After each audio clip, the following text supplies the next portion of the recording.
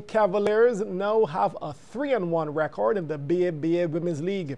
The Lady Cavs inflicted a 44-point defeat on Clapham Bulls last night at the Willie Gym, beating them 87-43. CBC's Marsha Boyce reports. Station Hill Cavaliers in green taking on Clapham Bulls. Maria Cumberbatch draining the long two. She was going to have a good night for the Lady Cavs. Bulls didn't start well as their tough return to competition continues. But Erika Louis carried the fight, left open on this occasion for 2 easy points. Now Antonia Baptiste driving to the hoop. Got backing up by Louis for 2 more of her team-high 14. But everything seemed to be going the Cavaliers' way. Wanda Agard-Belgrave forcing the turnover. She had 7 steals in the game. Cumberbatch made sure the effort wasn't wasted. She would be the Cavaliers' joint top scorer with 20 points. The Cavs actually had 4 players in double figures. Agard-Belgrave was among them. She scored 13 points and also had 12 rebounds and 10 assists. Astrid Alim also made a good contribution, 12 points and 10 rebounds. Cavaliers would lead 21-8 after the first quarter. Cherise Shepherd was introduced in the second quarter for the Cavs and made her presence felt immediately. Shepherd would end as the game's joint top scorer along with Cumberbatch with 20 points.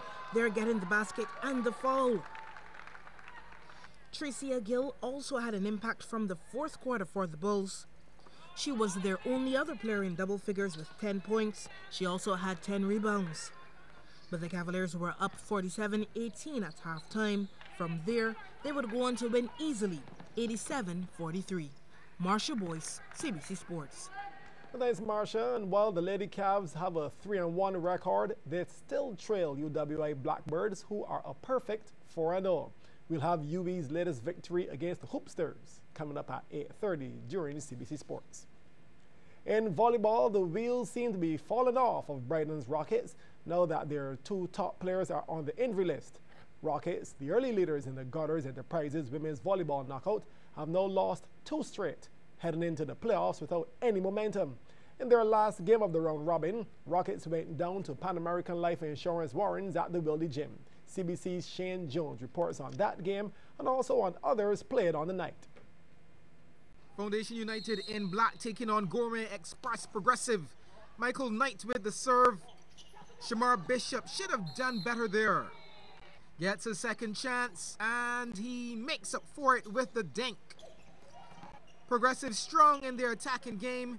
That one's too hot. This is a really good short set, but poorly executed. Blades flying high for the spike. Yeah, that's gonna feel good. Now this is just too easy for Matthew Marshall. Those are bonus points. But Foundation United started to fall apart. Serves like this one didn't help either. And Progressive kept pushing on. A little help from the net on that occasion. They continue to play well, exposing Foundation United at the net. Eventually winning in straight sets, 25-19, 25-21, 27-25. This women's game saw Rockets in blue taking on Warrens. Beautiful. Check out Stacey Atherley for Warrens. Wonderful placement. Rockets without the injured Shari Matthews still struggling. Couldn't quite deal with this from Anthesia Mason. Mason again coming through the middle. A little late off the mark, and that was the result. Warren's showing great defense now. Check out this serve from Talia Lane. That's precision. Rockets finding it a bit hard to cope with the serves. This one from Adderley just swerving a bit. Warren's really laying it on in both defense and attack, and Rockets without an answer. Julia Broom's eyes lit up here, but probably a little too anxious off target. But Warren's won 3 sets to 1, 25-19, 25-17, 22-25, 25-16. Meanwhile, Flow Century Brokers Deacons stopped Club United at 25-15, 28-26, 25-21.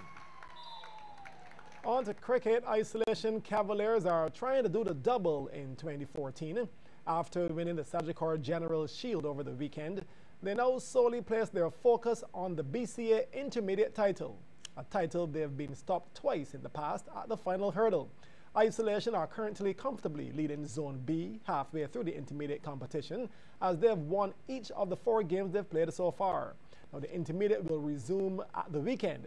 So in the meantime, Isolation are still in celebration mode after capturing their first ever BCA title, beating Combermere by 7 wickets in the Shield final. Speaking as a guest on Q100.7 FM's cricket talk show, Mid-Wicket, last night, club president Kevin Vaughan said he was pleased with the success and he's also excited about the club's future. Our grassroots program started 6 years ago behind the Digicel West Indies Cricket Board, and we, as a matter of fact, we probably, out the 8 or teams that started, we still in the first 2 or 3, we're still going to never stop.